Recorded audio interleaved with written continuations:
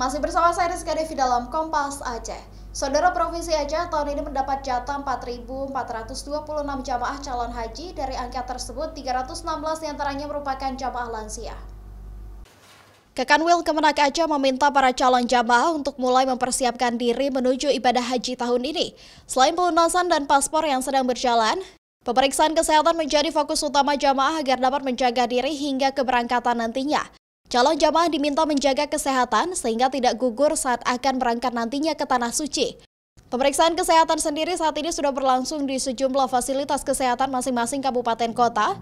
Meskipun memiliki 316 calon jamaah lansia tahun ini, Kepala Kementerian Agama Kantor Wilayah Aceh mengaku siap melayani calon jamaah mulai dari persiapan keberangkatan hingga kepulangan nantinya.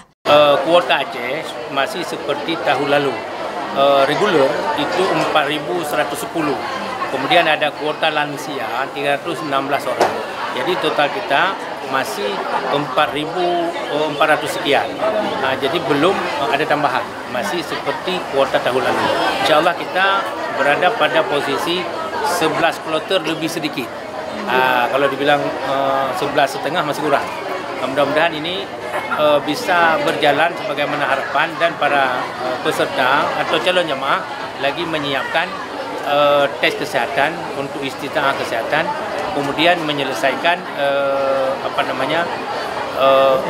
pelunasan BP sesuai dengan ketentuan. Pelaksanaan ibadah haji tahun ini sendiri direncanakan akan berlangsung pada 2 Mei. Aceh sendiri saat ini masih menunggu apakah berada di gelombang pertama keberangkatan ataupun di gelombang kedua.